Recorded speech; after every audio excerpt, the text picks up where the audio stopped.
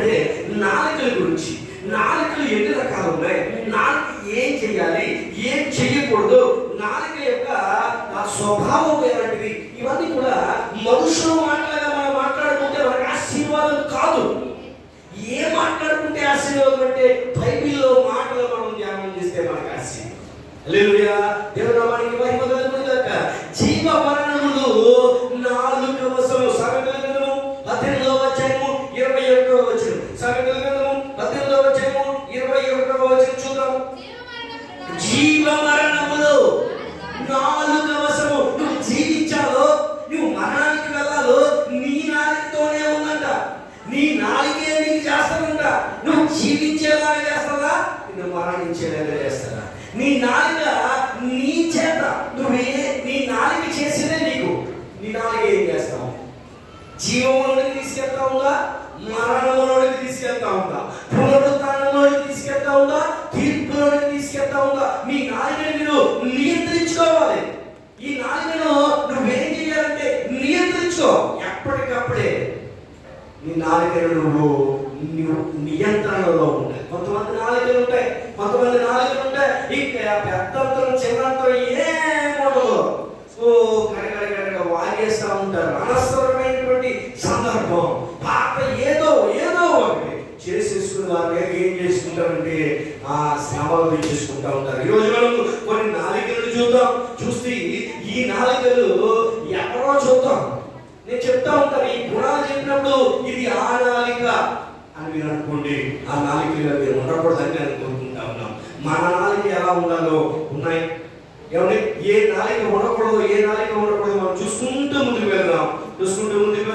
చూద్దాం నీది ఏ నాలిక, ఈ నాలికలో నీది ఏ నాలిక. యోబు రాసిన యోబు గ్రంథము 20వ అధ్యాయము 16వ వచనం. యోబు గ్రంథము 20వ అధ్యాయము 16వ వచనం. 434 పెంచను. వారిని ఏ నాలుగంట? నాగుపాము నాలుగంట. బాబోయ్, చాలా ప్రమాదం ఇది. ఏమండి, నాగుపాము నాలుక మరివెల్లి ఆడిపోతూ ఉంటుంది అనమాట. నాగుపాము నాలుక వలె ఉంటుందంటే కొంతమంది నాలుక తప్పించేసుకుంటా ఉంటది. ఏమంటే తప్పించేసుకుంటా ఉంటది. మీకు తెలుసా పాము ఎదుగులాగా ఆడుతూ ఉన్నప్పుడు దాన్ని కొట్టడానికి చాలా ప్రాక్టీస్ ఉండాలి. ఎలా అంటే తప్పించేసుకుంటది. ఎందుకంటే చాలా ప్రాక్టీస్ గా కొట్టాలి. తప్పించుకునే నాలుక అనమాట. మాట్లాడేస్తుంది, ఎంత మాట్లాడితే అంత మాట్లాడేస్తుంది. తర్వాత ఏం చేస్తుందంటే నేను అనలేదని తప్పించేసుకుంటాను. ఈ నాలుక మనకు ఉండకూడదండి. ఈ నాలుగు ఏంటంటే నాగుపాము నాలుక. దేవుని నామానికి మహిమ కలుగునుగాక. చాలా ఈ లోకంలో ఎక్కువగా ఇవే ఉన్నాయి. ఏ మాటలు వస్తే ఆ మాటలే, అంచనాలు, ఓహో. ఏమంటే పెద్దంతరం చిన్నంతరం ఉండదు. ఏ మాట మాట్లాడాలో, ఏ మాట మాట్లాడకూడదు, ఏది వివరించలేదు. ఏది వస్తే అదే. నాకు తెలిసి ఒక అతను అంటున్నాడు మొన్న ప్రదీప్ పగడాల గారి యొక్క విషయం జరిగినప్పుడు అతను అంటున్నాడు, ఈ 4 సంవత్సరాలంట ముందు ముసల పండుగ అంటాడు. ఏమంటాడు? ముందు ముసల పండుగ అంటే దాని అర్థం ఏంటి? నువ్వు ఏం జరగాలని కోరుకుంటున్నావు అంటే ఇంకా అనేకమైనటువంటి సేవకులు అలా చనిపోవాలని కోరుకుంటున్నావా? క్రైస్తవ సంఘం మీదకి శ్రమ రావాలని కోరుకుంటున్నావా? ముందు ముసల పండుగకి ఏంటిదా అర్థం? హృదయం నుండి ఇంటి దాన్ని బట్టి నోరు మాట. నువ్వు నాశనం అయిపోవాలని కోరుకుంటున్నాడు. ఎవడాడు? నాశనం అయిపోవాలి. నోరు తెరితే శాపం, నోరు తెరితే ఈ మాటలే. దేవుని నామానికి మహిమ కలుగునుగాక. ఏమంటే మన నాలిక ఎలా ఉంది? నీ నాలిక నీ కుటుంబాన్ని అభివృద్ధిలోకి తీసుకొస్తా ఉందా? నీ నాలిక ఇచ్చకమాడుతుందా? నీ నాలిక గొడవ పెట్టుకుంటుందా? ఇదిగో ఒక నాలికను చూసాం మనం, నాగుపాము నాలికంట. తప్పించుకుంటా ఉంటది. చూద్దాం కీర్తన గ్రంథం 5వ సంకీర్తన 9వ వచనం చూద్దాం.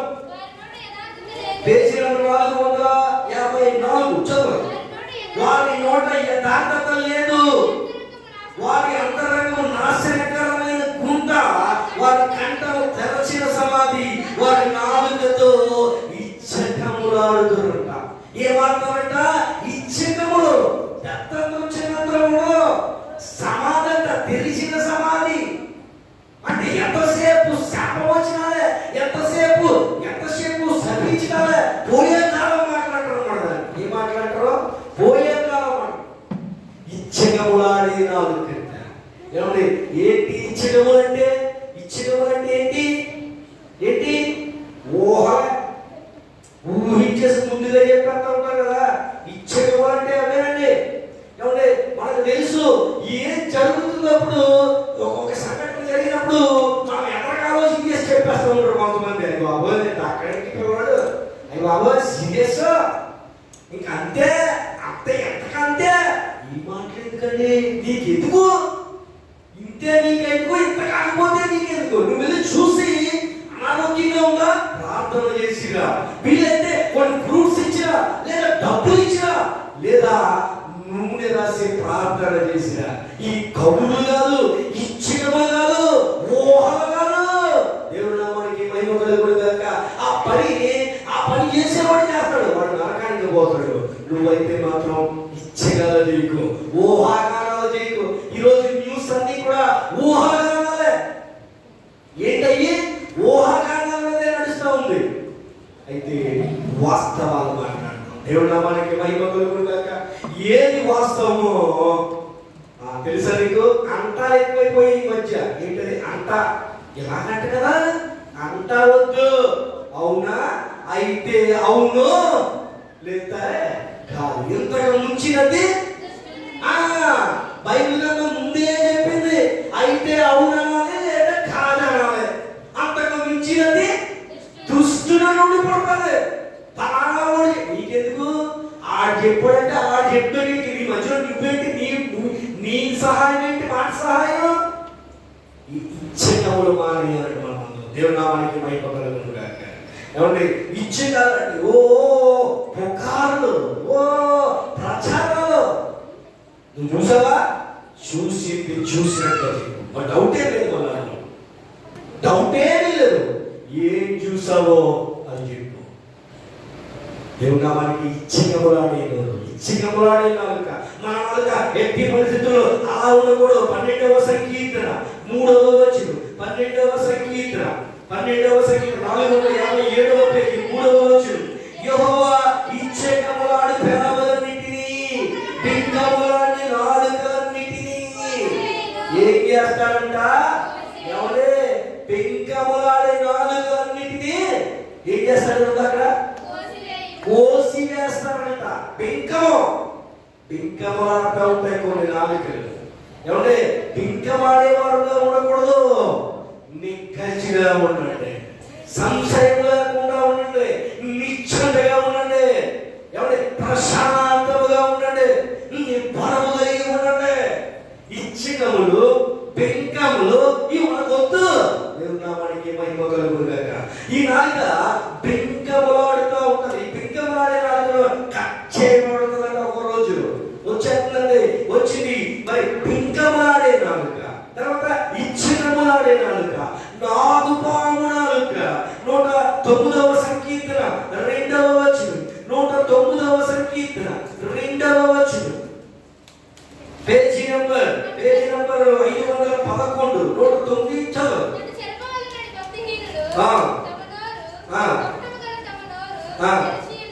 అవును, నా మీద అబద్ధములు చెప్పుకొనుచున్నారు. చూద్దాం. సామెతల గ్రంథము 6వ అధ్యాయము, సామెతల గ్రంథము 6వ అధ్యాయము, సామెతల గ్రంథము 6వ అధ్యాయము 7వ వచనం.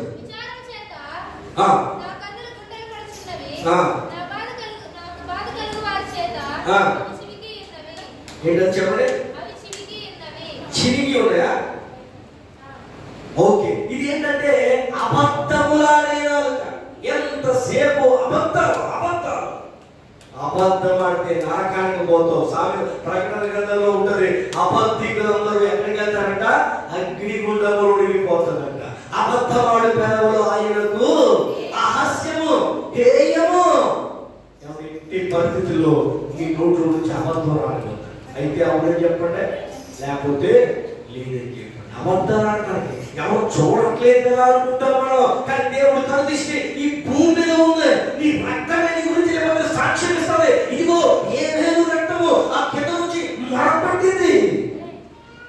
నీ రక్తం నీ గురించి సాక్ష్యం ఇచ్చే రోజు. దేవుని నామానికి మహిమ కలుగును గాక.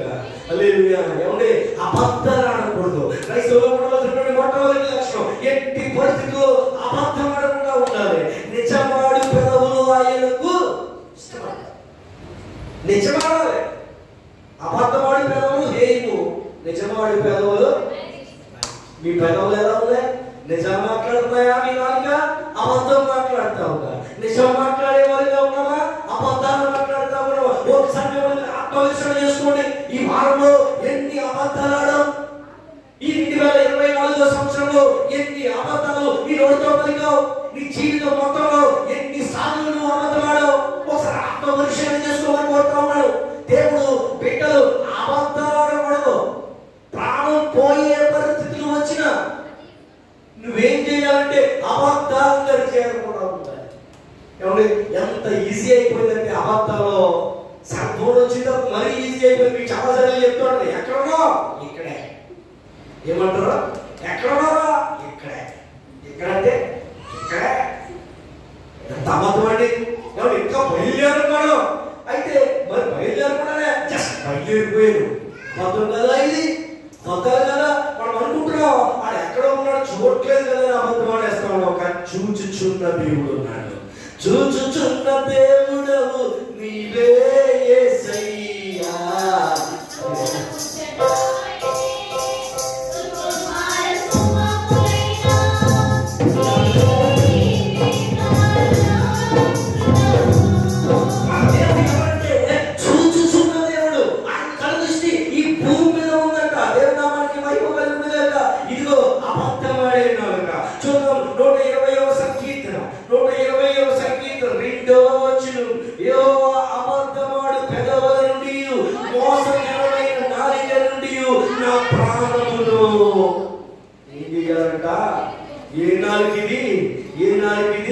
మోసకరమైన ఎంతసేపు మోసం చేయటమే, అన్యాయం చేయటమే. ఎవడో ఒకటి మోసం చేయాలి. మోసం చేయకపోతే ఉండలేదు కదా. ఆ మాట ఈ మాట తిమ్మిడి పంపి మమ్మల్ని తిమ్మి చేసి మోసం చేసేస్తా ఉంటారు. మోసం చేసేస్తాం. ఇది ఖచ్చితంగా నరకానికి నడిపించి పెడుతుంది. మన ఎవరు కూడా మోసం అనే భావంలో మోసం చేయొద్దండి. ఏమంటే నమ్మేవాళ్ళని మోసం చేయకూడదు. ఈ లోకంలో బాగా మితిమీరిపోయింది ఏంటంటే మోసం. ఏదైనా చేయటం, కంపెనీ తిప్పేయటం, బోర్డు తిప్పేయటం, మాట తిప్పేయటం, మోసం అలవాటు అయిపోయింది. దయచేసి క్రైస్తవ బిడ్డగా ఉన్నటువంటి యేసుక్రీస్తు రక్తాన్ని తీసుకుంటున్న నువ్వు, రొట్టె విరుచుకున్న సహవాసములు యాంత్రికంగా కూర్చుంటున్న నువ్వు, పరిశుద్ధుల జాబితాలో చర్చబడిన నువ్వు, ఏమంటే ఆయన రక్తముతో కడగబడిన నువ్వు మోసము చేసి మనసుని దేవుని నామానికి మహిమ కలుగుతుంది. మోసకరమైన నాలుక. ఏమంటే ఇది మోసకరమైన నాలుక. చూద్దాం ఇంకొక నాలుక, 3వ అధ్యాయం 123.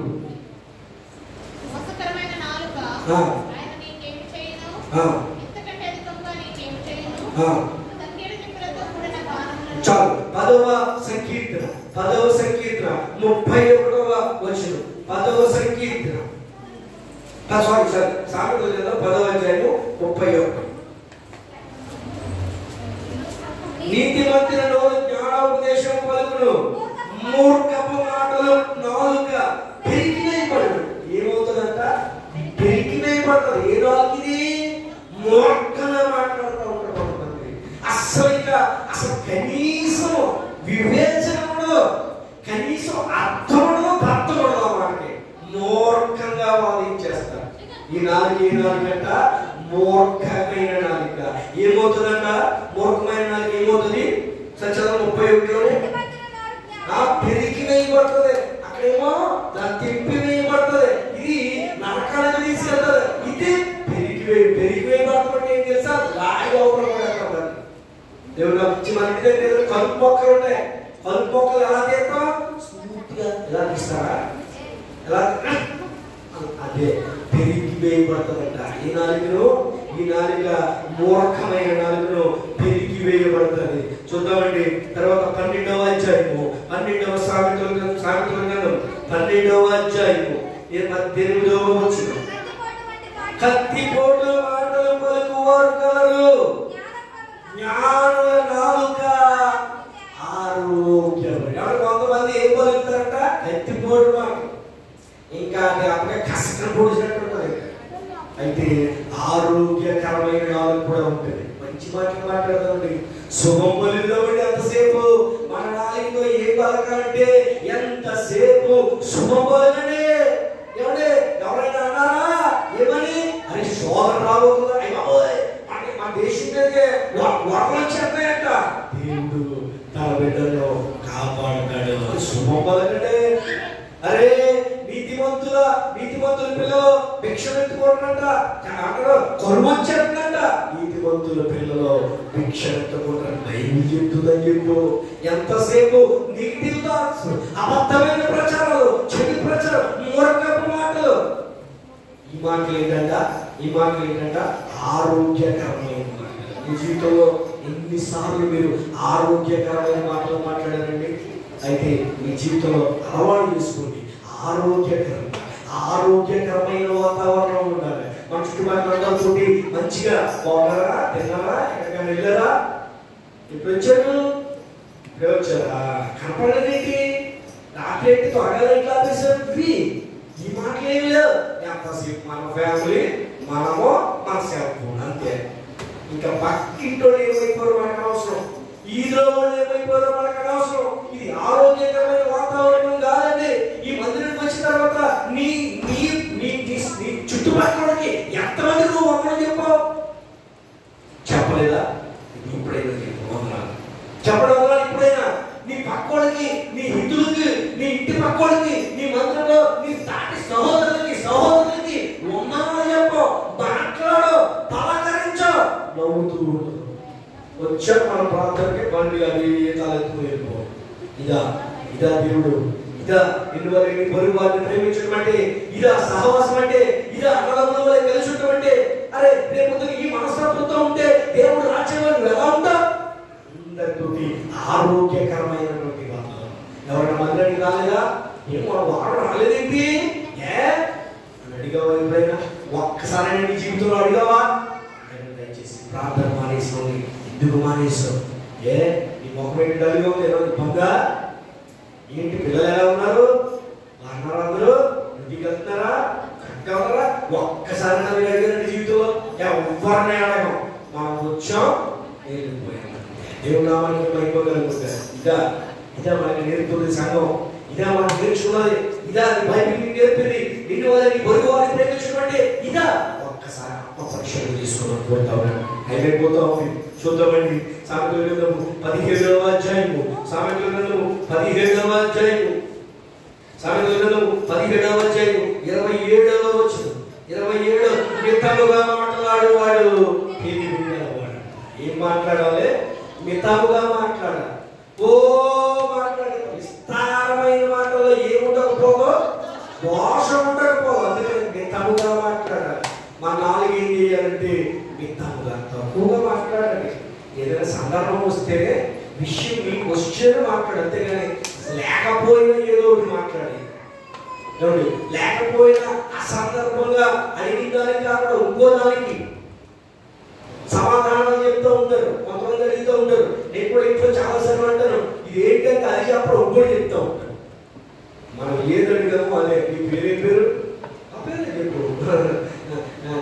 ఎందుకే అండి? మితముగా మాట్లాడటం నేర్చుకో. దేవుడు నామానికి మహిమ కలుగును కాక. ఇదేంటని? మితముగా మాట్లాడినాక. చూద్దాం ఇంకా ఉన్నది.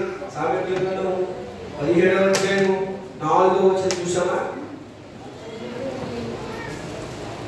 చెడు నడకలు వాడు దోషపు మాటలు వినును, నాలుక హానికరమైన మాట. ఏమంటే హానికరమైన వాళ్ళంటే ఏ నాలుగు? ఇది హాని. అంతసేపు నోరు తెరిస్తే హాని.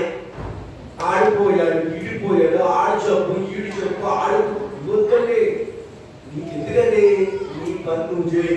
వీలైతే బైబిల్ చదువు, లేకపోతే దేవుడి పాటలు మాట్లాడు, లేదా ప్రార్థన చేసుకో, లేదంటే కామ్గా ఉండు. పక్కింటోడు కబులు, పక్కింటోడు మాటలు, ఈ కుయ్యల మాటలు, ఈ చచ్చిపోయిన మాటలు, లేచిపోయిన మాటలు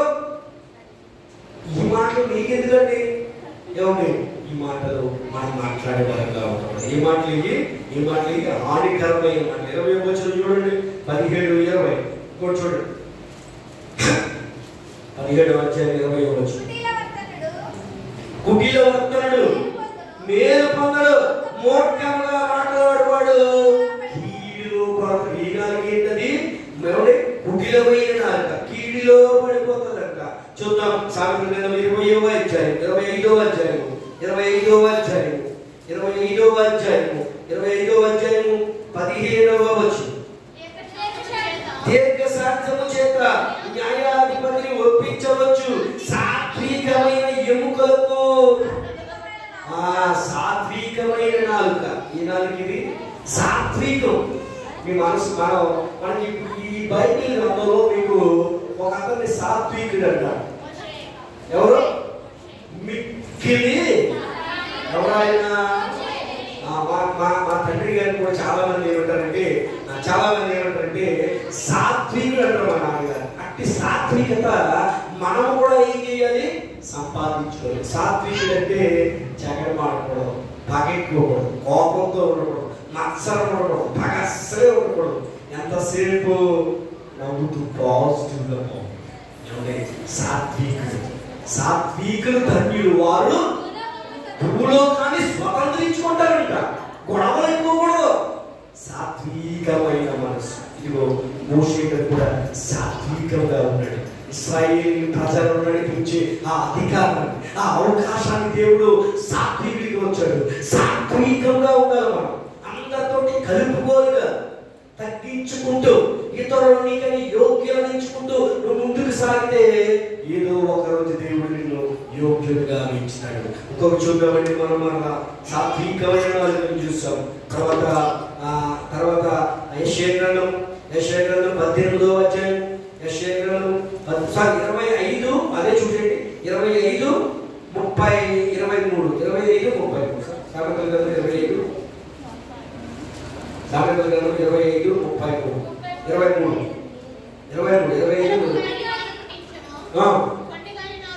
కొండెగాని నాలుక కోపనిష్టి కలిగి ఉంటదంట.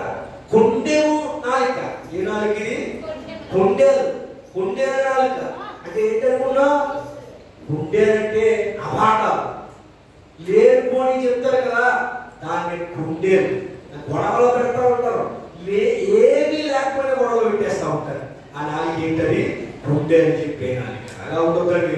కుండేలాడి నాలుగు ఏంటి? పెరిగివేయబడుతుంది, ఇసివేయబడుతుంది, నాశనంలోకి వెళ్తుంది. యెషయా గ్రంథము 28వ అధ్యాయము 28వ అధ్యాయం 590వ పేజీ 11వ వచనం. నిజమే, అలసిన వాడికి నమ్మదగ్గ చేయండి.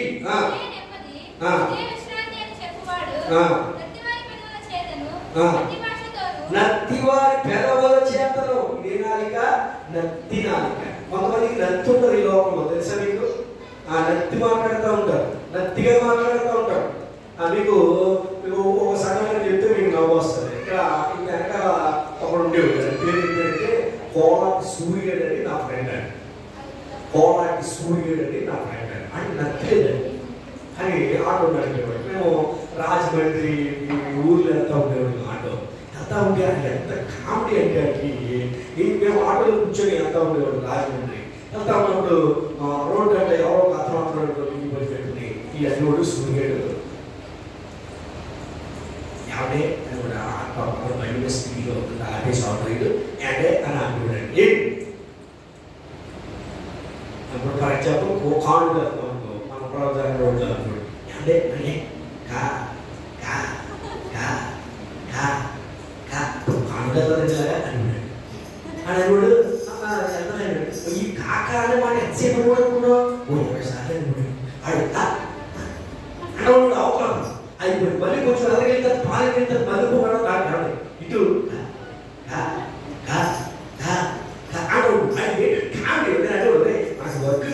మనకు వర్క్ నడు తీసుకెళ్తా ఉంటే ఆయన కామెడీ లేని నత్తిని యాక్ట్ చేస్తూ ఉండేవాడు. కానీ కొంతమంది నత్తిగా మాట్లాడుతూ ఉంటారు. ఏ నాలుగంటే ఇది నత్తి నాలుక. అయితే ఈ నత్తి నాలుక ఉన్నవాళ్ళు ఎవరికైనా ఉందా? మన మందిరంలో నత్తి ఉందా? చిన్నప్పుడు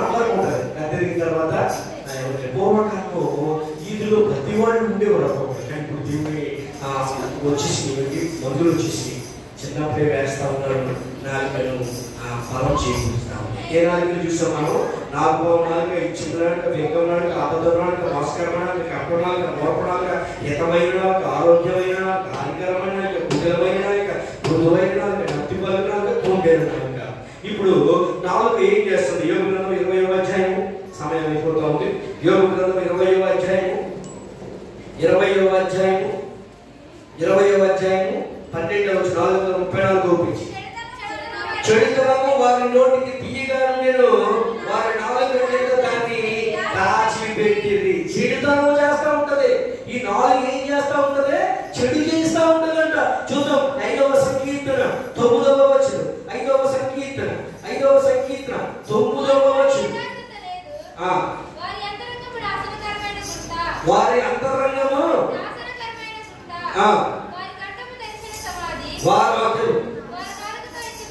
వారి నాలుగుతో ఇచ్చకము చేస్తా ఉంది. నాలుగు ఏం చేస్తా ఉంటది? ఇచ్చకములు చేస్తా ఉంటది. ఇంకా చూద్దాం 50వ సంకీర్తన 19వ వచనం. కపటము చేస్తా ఉంటదంట. కీర్తన 73వ సంకీర్తన 9వ వచనం. భూ సంచారము చేస్తా ఉంటదంట. సామెతల గ్రంథము 20వ అధ్యాయము 23వ వచనం. కోప దృష్టిని చేస్తా ఉంది. రోమీయులకు రాసినటువంటి పత్రిక 3వ అధ్యాయము 13వ వచనం. మోసము చేస్తా ఉంది. యాకోబు రాసిన పత్రిక 3వ అధ్యాయము 5వ వచనం. అతిశయము చేస్తా ఉంది. ఎవరి చూద్దాం 57వ సంకీర్తన 4వ వచనం.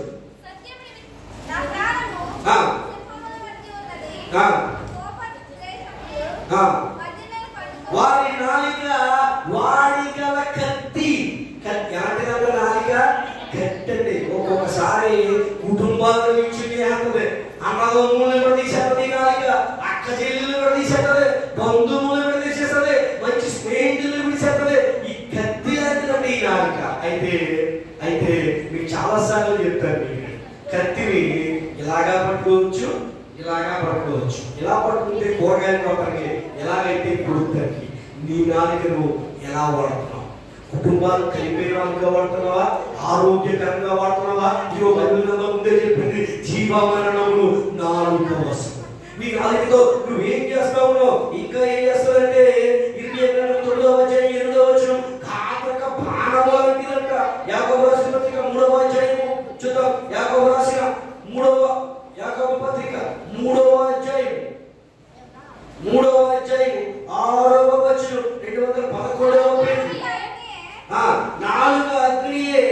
నాలుక మన అవయవంలో ఉంచబడిన పాప ప్రపంచమైన సర్వ శరీరములకు మాలిన్యము కలగజేయుచు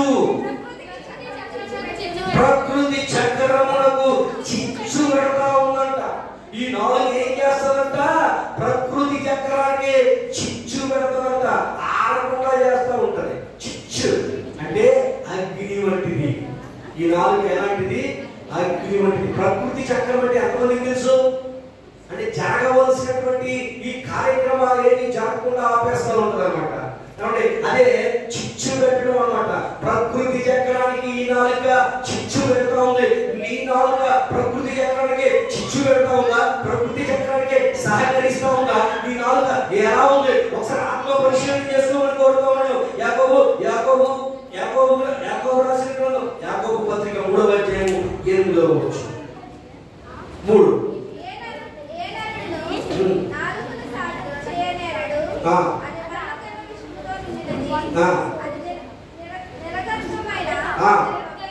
మరణకరమైన విషముతో సాగు చేయమంట. విషమంట. ఈ నాలుగు ఎలాంటిది? విషము లాంటిది. చూద్దాం ఫైనల్ గా మనకు ఉండవలసిన నాలుక. చూద్దామండి. సామెతల గ్రంథం 12వ అధ్యాయము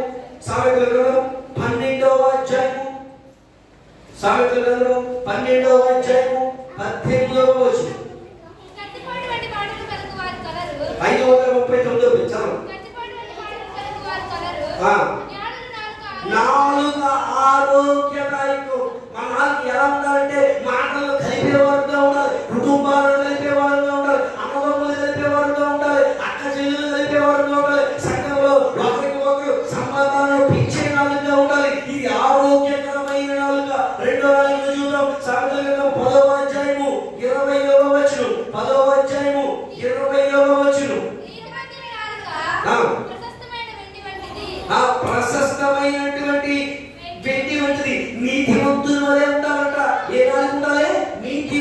నాలుక ప్రశస్తమైనటువంటి పిండి వంటిది. నీ నాలుక ఎలా ఉంది? నీతిమంతుల నాలుక ఉందా? అబద్ధాలాడే నాలుక ఉందా? ఎలా ఉన్నారు ఏమో అడుగుతా ఉన్నారు. మీరు నీతిమంతులుగా వాడుంటే మీ నాలుక నీతిమంతుల నాలుక ఉంటుంది. నీతిమంతులు ఎలా అవ్వచ్చు అంటే ఆయన ఆజ్ఞలను కట్టలను ఆచరిస్తే నీకు నీతి కలుగుతుంది. అప్పుడు నీ నాలుక నీతిమంతుల నాలుక ఉంటుంది. నీతో వింటున్నట్టే.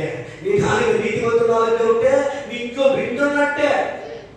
జగడబడాలి నాలుక, గుండెకు చెప్పే నాలుక ఉంటే నాశనానికి పోతారు. ఇంకా చూద్దామండి 15వ సంకీర్తన 4వ అధ్యాయం 4వ వచనం. సాత్వికమైన నాలుక జీవ వృక్షమంట. ఎవరి నీ నాలుక కనుక సాత్వికంగా ఉంటే జీవ వృక్షములు ఆ నాలుక వశం. ఏం చేయాలో మీ నాలుకలో జీవ మరణములు నాలుక జీవ వృక్షం ఉంటుంది ఇంటిలో.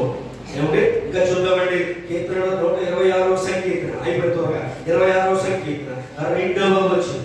26వ సంకీర్తన 2వ వచనం. 126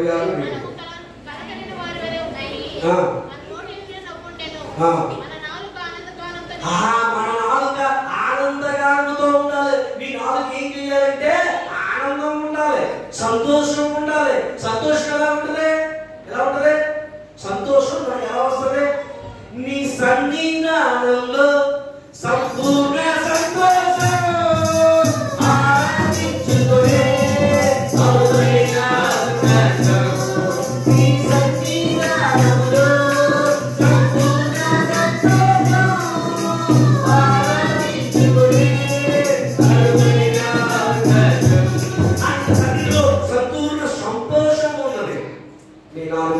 సంతోషం ఉంటుందంట.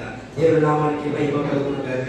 చూద్దామండి 37వ సంకీర్తన 3:30వ వచనం. 37వ సంకీర్తన 30వ వచనం. 37వ సంకీర్తన 30. నీతిమంతుల నోరు జ్ఞానమును గూర్చి వచించును. వారి నాలుక న్యాయమును ప్రకటించును. నీ నాలుక న్యాయాన్ని ప్రకటించాలి. ఉన్నది ఉన్నట్లుగా. న్యాయం అంటే ఏంటనుకున్నారు? చిన్నపిల్లలతో వాడుతూ ఉంటారు. ఆ బొమ్మేమో పెద్దోడికి కొన్నాం, చిన్నోడికేమో వేరే కాలర్కి కొన్నాం, పెద్దోడికి వేరే కాలర్కి కొన్నాం. చిన్నోడు దాన్ని పోగొట్టేసుకుంటాడు, పెద్దోడు ఇద్దరు దెబ్బలాడుకుంటూ ఉంటారు. ఎవరు పోగొట్టేసుకున్నాడని? చిన్నోడు పోగొట్టేసుకున్నాడు. పెద్దోడు ఆడుకుంటా ఉన్నాడు. చిన్నోడు కావాలని గొడవ చేస్తే మనం ఏం చేద్దాం? చిన్నోడు కదా ఏమరా అంటాం. క్రమం కాదు.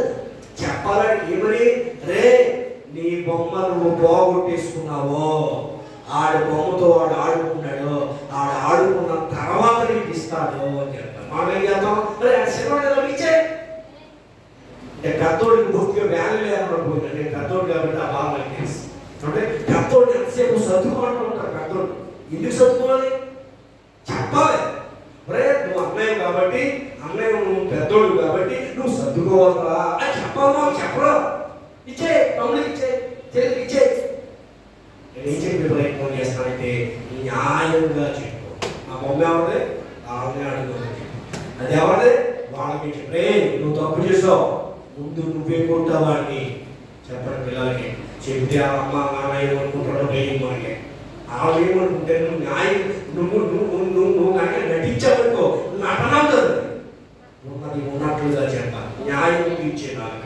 చివరిగా 35వ సంకీర్తన 35వ సంకీర్తన 28వ వచనం. 35వ సంకీర్తన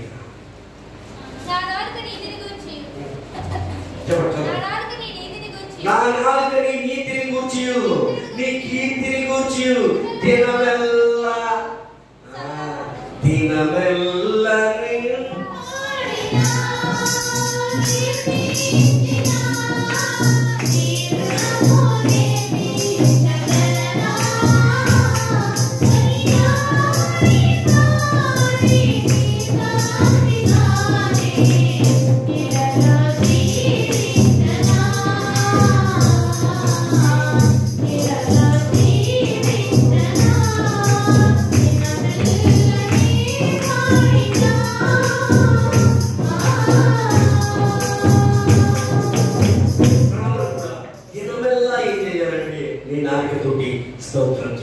జరిగినటువంటి మేలు తలుచుకుంటూ ఇచ్చిన ఆరోగ్యాన్ని బట్టి, ఇచ్చిన బలాన్ని బట్టి, ఈ శాంతిని బట్టి, ఈ సమాధానాన్ని బట్టి, ఈ వాహనాన్ని బట్టి, ఉద్యోగాలను బట్టి, అవకాశాలను బట్టి, వస్త్రాలను బట్టి నువ్వు ఏం చేస్తావు కాబట్టి దేవుణ్ణి స్తోత్రిస్తూ ఉండాలి. దేవుడు నామానికి మహిమ కలుగును గాక. ఏమంటే జీవ మార్గములు నాలుక వశం. నీ నాలుకతోటి నువ్వు జీవాన్ని తెచ్చుకుంటావా? నీ నాలుకతోటి నువ్వు మరణాన్ని తెచ్చుకుంటావా? ఇదిగో కొండెలాడే నాలుక, ఈ చిన్నలాడే నాలుక, ఈ నాలుకలన్నీ కూడా నాశనానికి నడిపిస్తాయి. కానీ నీ నాలుక న్యాయము తీర్చేవారు కావాలి. నీ నాలుక ఎలా ఉండాలంటే జ్ఞానుల వలె ఉండాలంట. నీ నాలుక ఎలా ఉండాలంటే నీతిమంతుల నాలుక వలె ఉండాలంట. నీ నాలుక ఎలా ఉండాలంటే సాత్వికముగా ఉండాలి. నీ నాలుక ఎలా ఉండాలంటే విడుదల పొందిన నాలుక వలె ఆనందగానం చేయాలి. నీకు విడుదల వచ్చింది, నువ్వు పాపంలో ఉన్నావు, వ్యసనంలో ఉన్నావు, శాపంలో ఉన్నావు, లోకంలో ఉన్నావు. యేసు రక్తం చేత నిన్ను నన్ను విడిపించాడు. అందుకని ఆనందగానం చేయాలి. ఇంకా ఏం చేయాలంటే నీతిమంతుల నాలుక న్యాయము తీరుస్తాడంట. న్యాయము తీర్చు. నీ బిడ్డలు, నీ ఇరుగు పొరుగు వారు ఏదైనా ఇరుకులో ఉన్నారా, సమస్యల్లో ఉన్నారా, చేయగలిగిన స్థితిలో ఉండి వీళ్ళ వారికి న్యాయం తీర్చు. ఆయన కీర్తిని దేనివల్ల ప్రకటించు. అట్టి ధన్యత, అట్టి అవకాశం దేవుడు మన శారీరక ప్రార్థన అందరి బిడ్డలకు వెళ్ళిగా దయచేయుగాక. కళ్ళు మూసుకుందాం. జరగబడినటువంటి వాక్యం క్రితం జస్ట్ చిన్నగా జరగబడినటువంటి వాక్యం మీద ప్రార్థన చేయవలసింది. రాజు ప్రార్థన చేస్తాం.